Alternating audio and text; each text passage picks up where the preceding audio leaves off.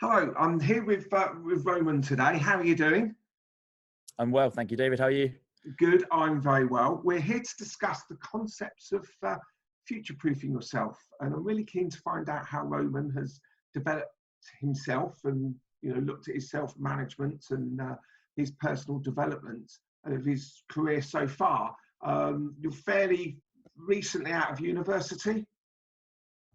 Yep, graduated 2.5.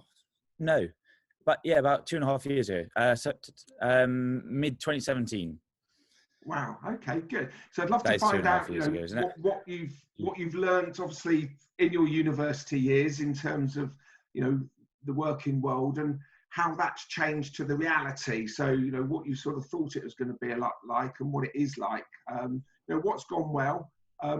Perhaps is there anything you think you'd like to have done differently, and what sort of advice you've been given that's really worked, and also what advice would you give others perhaps to make that transition from university into the working world. And also what I'm really keen about is if we can have a conversation at the end about, okay, what do you see your next steps are in terms of developing yourself, so you can obviously keep yourself relevant and value for the rest of your working career, and who knows how long that will be, and perhaps we'll have a conversation about that. So first of all, could you give us a brief sort of overview of your story, of where you went to university, what you did there, and so on? Sure.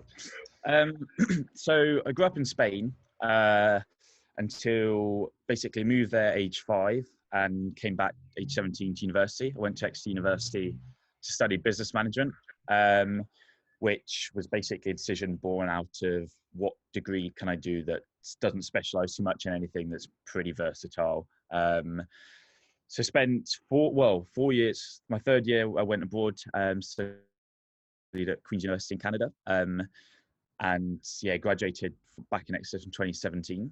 After graduating, I went back to Canada for a year to work and travel and just spend some time. I mean, I had a lot of friends out there, and I thought I had a visa that was valid for another year.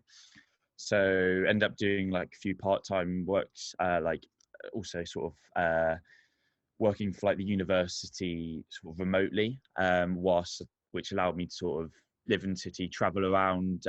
Ended up doing typical buying a car, driving across doing a whole bunch of like weird things, which in hindsight I wish I had more time to do. Well, I wish I could do more of now. So then visa expired, came back in May 2018, and decided after like worked again throughout the summer, and then decided, right, I need to settle. Now settling for me, just obviously, like, I think like my background, having grown up in Spain, like, means I don't want to stay in one place for a while. But so initially I was looking at trying to move somewhere in, ideally I was planning to look like Singapore, Hong Kong, but basically for a graduate out of university, quite hard to find a decent job without a visa. So what comes first, chicken and the egg?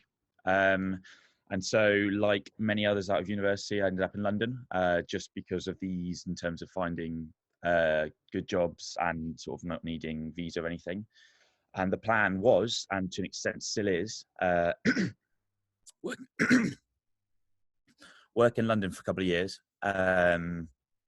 gain like the relevant experience that's going to allow me to move to another city, be that in the US, be that Australia, be that somewhere in Asia, and then just float around, moving country to country for a few years until I reach a point where I have responsibilities that are going to tie me down to one place. Yeah. So I'm now a year and a half into that in London, and it's still firmly the plan, but as good plans should be, it's flexible. I didn't plan on spending more than a couple of years. It's likely going to go on for another year at least, depending on jobs and whatnot. But that's because I think I was very lucky and found myself in a role that way beyond what I expected to be in. I thought I'd be in a job that wouldn't necessarily enthrall me and wouldn't have a lot of my attention and wouldn't fulfill me, but I'm lucky enough to find that role. So for the moment, I don't want to throw that away just for my plan. Yeah, and I think that's really quite important. I have a lot of conversations with young adults and perhaps people still in university and college and also in school about what they want to do. And I'm always sort of saying to them, you know, find out something you've got a passion for, because I meet, you know, at the other end of the spectrum, so many people, and I said, why do you love your job? You must be joking. I've hate it, and I've been doing it for 20 odd years. And you think, oh, you know, can you imagine retiring and going, well, I'm glad I've spent the last 30 years not enjoying myself. So I like your approach. How easy was it to get a job? You know, when you came back to London, how easy was it to get that right job for you? It's a good question. I sort of, basically, I got really lucky. I knew what I wanted, and I wasn't planning on settling for anything less. So I didn't waste my time applying for grad schemes and stuff that I didn't really want. I knew I wanted to work for startup, ideally within mobility. I mean, at the time, I was quite obsessed with sort of urban planning. I come from Canada and the US, where all cities are broken down in grid systems, and that frustrated me a lot. And that sort of led to like a bit of an obsession. But yeah, no, it was, I got quite lucky because I sort of dwindled down my search to like a few specific roles, and luckily fell headfirst into like, I think the first or second role that I applied to. But Good. I think it was because I lucky to happen to know what I wanted to do. Yes, yeah. And could you sort of tell us a little bit more about that role at the moment? Because I think it's quite fascinating. Yeah, so I work for a company called Turo. Turo started off about 10 years ago in the US, but with sort of different business model to as it is now. So basically it's the equivalent of Airbnb for cars. So if you've got a car, you can rent it out to other people, and vice versa. If you want to rent a car, instead of having to go to Enterprise, Hertz, or one of your large cars, you can rent it from someone who lives on your street, whoever's listed their car. So it's sort of like a win-win for both people who own cars, which is a way to basically put all the billion cars that we have in the world to better use, and hopefully reduce the amount of cars that people are buying. And on the other hand, if you want to rent a car, then ideally you won't have to go through the whole process. You go through a rental counter where it takes ages, and they try and upsell your insurance. Instead, you can walk down the road, use your app, unlock the car, drive it for a couple of days and return it. So very much part of the sharing economy. Wow. Yeah. No, I think that's absolutely fascinating. Absolutely fascinating. Yeah. So think about go back 4 or 5 years when you perhaps, you know, leaving, you know, doing your A levels, going to university, and then a bit of your traveling. What are the what was the perception of what the working life was going to be like to the reality now? How different is that? It's quite interesting. It's, to be honest, actually relatively similar. I'd say the one difference is, I think when I was younger, and to an extent, I still hold the belief today, like it's quite baffling how much time we spend working, and like as a concept, as humans, it's a lot of time. So as you say, it's very important to well, I think, like as you mentioned, it's important to do something you like. But I think the one difference is that I always thought, oh, when you're working, but you're still living. Like there's still, when you're working, you're learning. The number one thing that I want to do, and I still plan to, is surround myself with people who are clever, who I can learn from. So yes, you're working, but it's also part of your ongoing development as a person, and not just in terms of picking up working stuff, but in terms of picking up life lessons. Because at the end of the day, if you're working with people who have gone through experiences, like you can learn from them. And bear in mind, like you spend more time with people you work than you do with your friends. And I mean, I won't know because I don't have a wife, but I assume that would be the case for many people. You're spending a lot of time, so it's important to like be relaxed and like open with them, so that you can sort of gain as much as possible from them.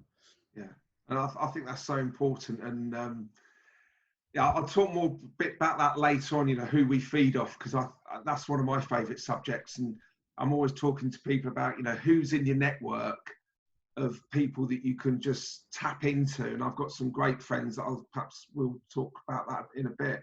So what are the most important things you feel that you've learned from your school, university, and into work? What have you really learned about yourself that you can apply to a daily life?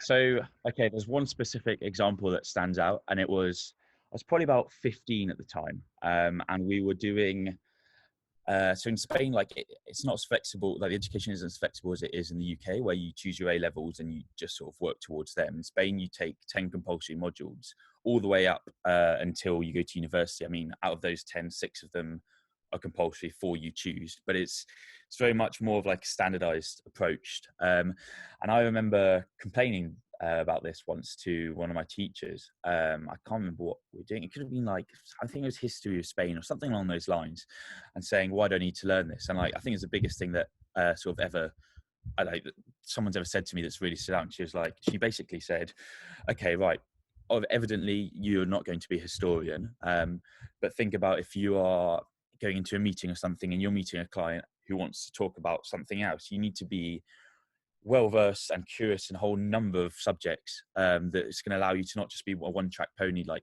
who can literally just focus on what their job.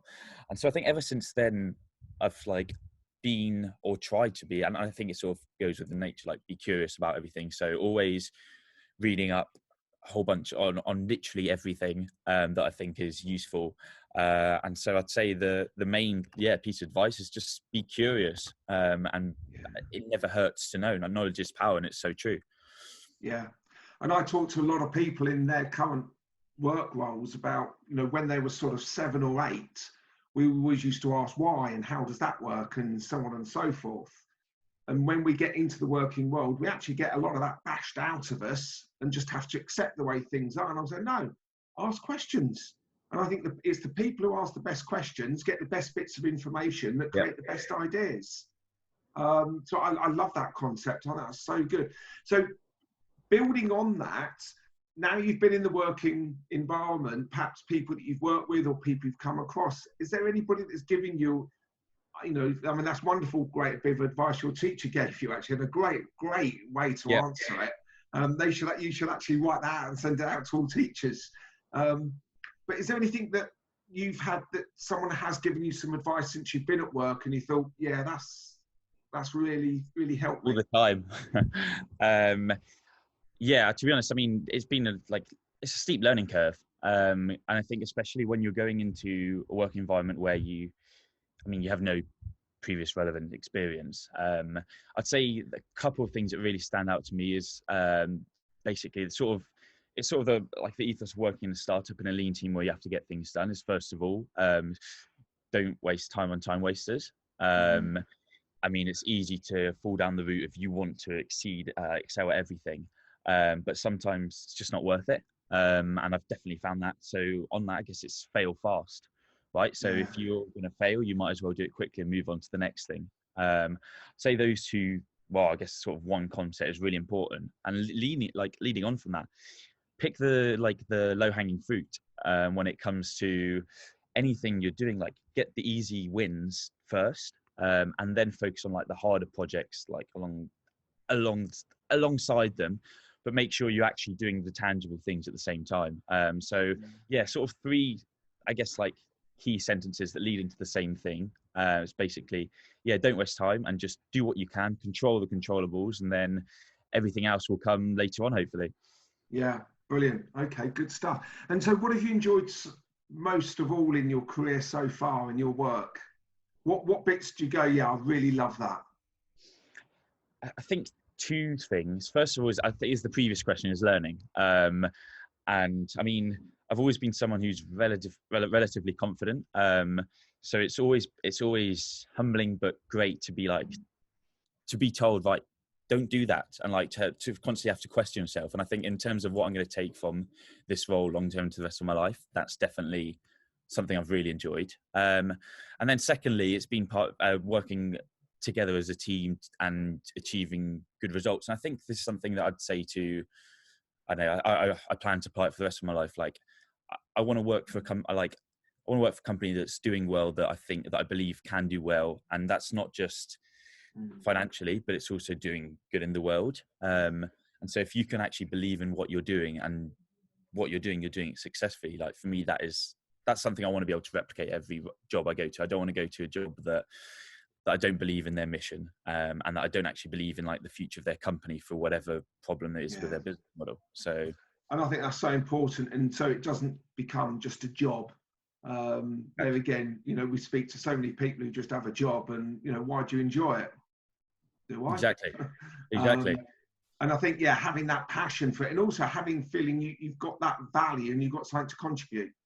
And I think your generation sees that as more important than other generations, where perhaps not necessarily your parents, but perhaps your grandparents or that generation, it was just a job just to provide. We want so much more on that. You know, the world is so much differently now.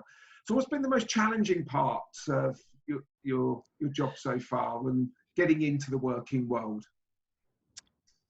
I mean, in this place, and like in this, I guess, in this example, it's hard to pinpoint a specific example. I think, yeah.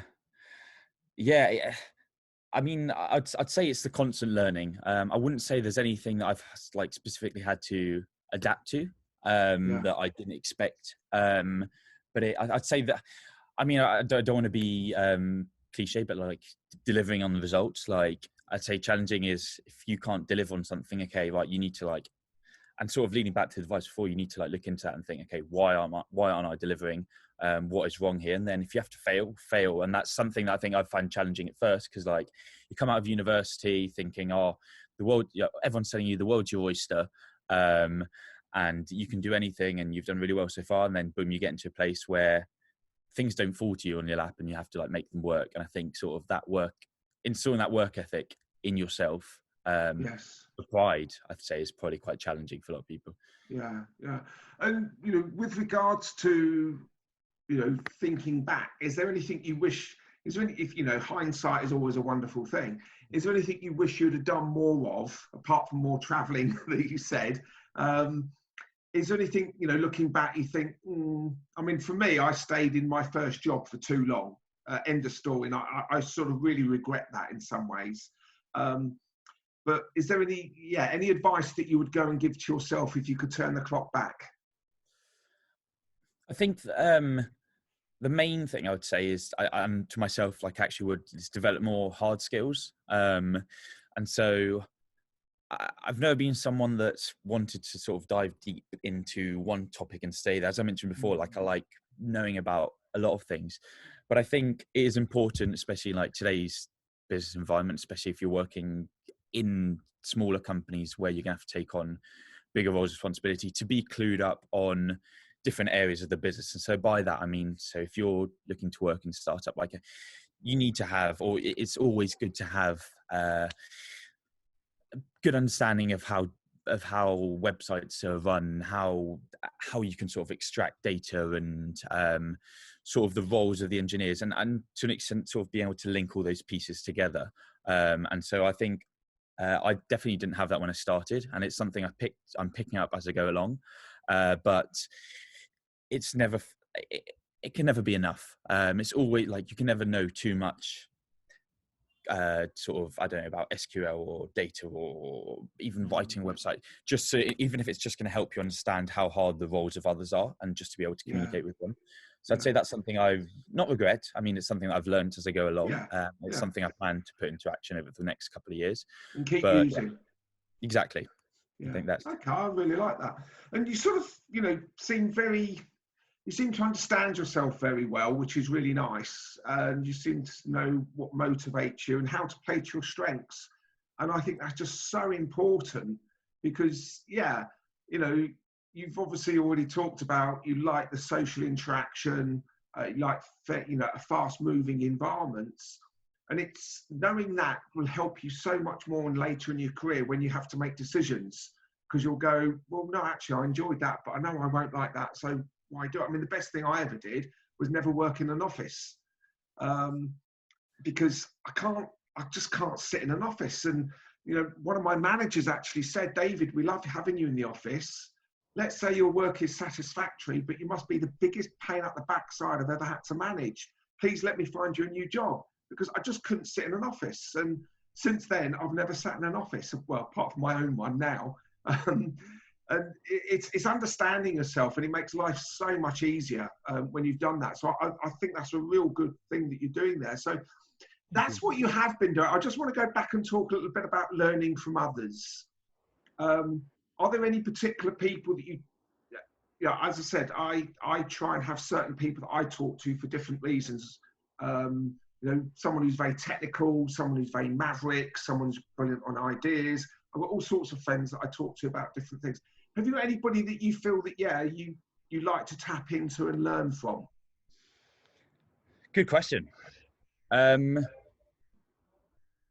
you know what? Now that you bring that up, I hadn't really thought about this.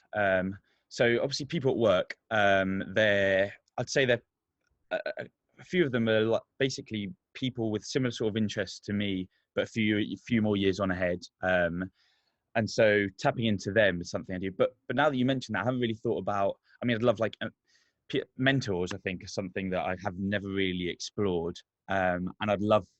I think someone especially outside of my working environment, because I spend a lot of time, I mean, like everyone does, in their own industry, in their own sort of sector, but someone who perhaps is in a different sector, who, yeah, maybe that's another next step, is to seek someone out who can perhaps offer me like different perspectives, on not just like what they think, like not necessarily just like where to go next in like career, but also someone who's further on in their life. And I mean, you can never learn too much from like people who've done it before. So, I mean, this you're going to laugh at this, but this is one of fascinating subject for me, because I talk to a lot of people in business about a reverse mentor, and that's coming to people like you. This is one of the reasons I wanted to talk to you, and why I'm talking to some other people that look at the world from a different perspective, and we call it reverse mentoring. So it's people of my generation in their 50s. The way I think and look, yeah, that's brilliant. I've got loads of years experience, but is that going to be the right experience and knowledge for the next few years? So talking to people like you gets me to think differently. And for anyone listening or watching this, look at people around you. And I've actually learned a lot from my son. You're going to laugh at this, but I've actually learned a lot from my son in the last few weeks when he's been working from home, because he thinks differently to me. And I'm trying to tap into this so much more because I do quite a lot of talks in colleges and universities. And the only reason I do it is not because I want to tell them what I think. I want to know what they think. And I don't think you can get enough of this. And I talk to some senior people in businesses, and they think I'm bonkers when I talk about reverse mentoring. But it makes such sense because you see the world so differently, which brings me on to my next point is, how do you see, I mean, at the moment we're in lockdown and we've got the coronavirus and everything else, and this is sort of why we're finding the time to have these conversations. But in your industry in the next few years, I mean, yours is quite a new startup industry, and something I haven't really heard of. How's that going to change in the next 6 to 12 to 18 months? I mean, in the past, we used to talk about 5 and 10 year plans. Well, you can forget those. It's the next 3 months, 6 months, 12 months, and 18 months, and we're still breathing after that. Yeah, I mean, I wish I could give you an answer for sure. There's a vision that we have, which I believe in, because if I didn't believe in, then I wouldn't work for the company, and I wouldn't dedicate so much time in my life to it. But I guess we're in lockdown now. Once we come out of this, I think obviously airlines are still going to be down for the next few months to an extent. So the hope is that we're going to allow people to book cars and sort of go on more, I guess, like more road trips. It's to be confirmed, sort of like how long this whole lockdown lasts for, and how much capital people have. But basically, like cars, whilst like I'm in a mixed opinion on how we should be using cars going forward, like in the next 5-10 years. Right now, the fact of the matter is we have a whole bunch of cars that are on the roads. It's really hard to find parking, yet that's the problem. So many of these cars, for 95% of the time, they're parked, right? So the plan is, like, if we can give access to all these cars to people who don't, for their own holidays, for their own sanity, to get out of, to escape the house that they've been living in for the last 2 months, then we're going to do everything we can to sort of help that. And so, like, we've got our remote keyless technology, so where you can literally use your app to unlock the car. So you don't have to meet anyone if you don't want to, if you're still concerned. So the plan is to be very much a big part of everyone coming out of lockdown in the next few months. And then after that, I think it's returning to our previous mission, which is basically, I mean, putting all these cars to better use, but also allowing people to make money off their own cars. I mean, that's brilliant.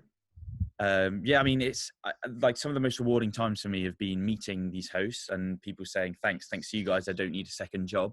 Because you can make 400, 500, 600 quid off your car a month. And if you can do that, you get like that income, like without having to do anything, that income, I mean, who would say no to that? Where the industry is going, I mean, it's a new sort of model to an extent. It's going to be interesting to see, like, over the next few, obviously it's much harder to raise money now, both like private and public markets, for whatever's happened over the past year in the private markets. So basically it's a case of, can we make this work? And if we can make it work, then brilliant, because it will hopefully take off and replace the terrible experiences that most of us get when we go to like a car rental company, and actually allow other people to make money. It's a win-win, and that's the vision. Will that turn out? I hope so, and I believe so, but you never know. You never know. And I think coronavirus has sort of proven that. I think it'll be incredibly exciting. I mean, the bit I liked is what you said earlier. It's about, well, you know, do we need so many cars on this planet? Which, I mean, I'm looking outside my driveway, I've got 4 on there, and you think, you know, why do we need so many cars? And it is getting bonkers, and we are suffocating ourselves, especially in our country, because we just haven't got enough space. I think the whole concept is brilliant. So based on that and your career, I mean, the next question is sort of and you've sort of already answered this, but just to sort of summarize it, how do you see the need to self-develop and future-proof yourself so you can, you know, go and do all these, you know, great ideas that you've got? How are you going to continue to develop yourself and future-proof yourself for your future? It's a good question. I think, I mean, it's a typical, before, when I was looking into grad roles at university, like they always say to you, what's your 5-year plan or whatnot? And to be honest, I think, as you mentioned before, 5 years is a long time. So I think I'm looking more short to middle term. I think the number one thing that I'm going to plan to do, I've mentioned this before, is I want to be in a role where I'm learning. And that is surrounding myself by clever people who are going to push me, who are going to call me out if I do stupid things, who, when I say this question might be silly, won't be like, okay, well then don't answer it. They'll be like, okay, go on, let's hear it. And then they'll, so I think number one is future myself by being in roles where I'm constantly being challenged. And secondly, I think it's, what can you do on the side? I mean, now I'm taking a couple of courses on more of the hard skills. Maybe in the future I'm going to go back to school and focus on something I want to dive more deeper into. I haven't found that niche yet, but I think it's so important. I mean, things are changing all the time. I've just basically said in my previous answer that I don't know if our company would be around in 5 years time. I mean, I hope so and I believe so, but you never know. Loads of companies are going down, especially like startups now. So if my company goes down and I don't have a job in 2, 3, 4, 5 years, or in a month now, who knows, I need to be able to transfer those skills onto another job. And I think the only way by doing that is by constantly challenging yourself in your job and outside of it. That's brilliant. And that's brilliant advice for anybody else as well. And having that self-awareness and reflecting on this and thinking about it, you know, is all what future-proofing is about. And it is about, you know, we're all a limited company. How are we going to keep our own doors open? And we've got to diversify and change, and that lovely new business buzzword, pivot, and be a lot more agile and things like that. So that's brilliant. So my last question is, it's a bit of an unfair one, but I'm fascinated by this subject. In the working environment, age diversity has never been so extreme in the way that different generations see the working world and life. How do you see the different generations working together? And do you think, you know, what advice would you perhaps give the older generation that still want to stay employable, but sometimes struggle to adapt and change as quickly as you're able to? It's a great question. I mean, I wish I could give you an answer, because I know there are a lot of people out there I mean, especially now, who are going to be struggling to find jobs after. Yeah. I think, I mean, I'm definitely not someone qualified to answer this. I mean, I would, if I'm picturing myself, or if I'm picturing someone close to me who's from a different generation looking for a job, I mean, I would say it kind of different to where I'm going to be. Like, as I said, I'm not focusing on any niches because I haven't found one that excites me yet. But I would say to older generations who are looking at more short, maybe like 5, 10, 15 years working, as opposed to like a whole career ahead of them, because they've had a lot of that, probably find a niche that's relevant in a whole number of businesses and deep dive yourself, do a few courses on that and try and find a role where you can learn. I mean, again, this is very waffly because I'm definitely not qualified to answer this, but if this was me in 30 years, I would definitely think, right, I need to find something that a lot of companies are going to need, and learn as much as possible with that, maybe take the hit for 6 months, a year, and then hopefully you'll be ready. I mean, it's interesting because like in our company that we don't have anyone, I mean, like at least in my office, like a lot of us, we're all generally quite young, and it's interesting because I hadn't really thought about how do we include older people. Yeah. But yeah, I think it's being open to those sort of new technologies and picking one or two that you think, actually, do you know what, I think I can get on board with this, and deep diving into that. Yeah. But who am I? Brilliant. Yeah. If I could just give you one tip about your car and your business, do not rent it to my mum. And actually, don't rent it to my daughter. Because you could end up with a bit of a problem there, especially my mum, who's 88 and still driving, and she thinks she should be on a Formula One circuit. So just a bit of advice there. So that's been absolutely brilliant. I've absolutely loved this time talking to you. If I can just summarise the things that I've taken, because I've learned a lot from you, and I think I love your never stop learning, and it's so important if we want to stay employable and relevant for the rest of our careers. You know, I meet a lot of people who go, oh yeah, but I've got all this experience. It doesn't count for anything in some respects, because that may be great 20 years ago, but what do we need in the next few years? So I love your never stop learning and being curious. I think that's just so important. And I'm always saying to people, you know, if you've got young children in your families that keep asking you questions, just go and pretend you're them and just carry on asking lots of questions. I love your self-awareness. And I think you've got great self-awareness, and, you know, being a sponge and constantly learning. Yeah, don't waste time. Fail fast. I love that as a phrase. I might have to nick that. I might have to send you a check to pay for that one. And I think you seem to know what your strengths are and to play to those. And I think that there again is so important. You know, I meet so many people who worry about some of their weaknesses. Yeah, be aware of them, but, you know, I mean, I really detest doing documents and proposals. So my colleague Margaret does them all, and I'll go and do the presenting. I love the presenting. I just hate doing the documents. So it's about playing to your strengths as well. And I think you've really demonstrated that really well. And it's been fascinating to talk to you. So Roman, thank you very much for your time. I'm pleased the sunshine is shining on you today. And long may it continue to do that. It must feel like you're still back home in Spain. It really does. That much tooting. Tooting in Spain, yeah. Okay. Well, thank you very much for your time. And I look forward to seeing you again soon. Yeah, thank you so much, David. Good luck with everything, and stay safe. Okay. Thank you very much.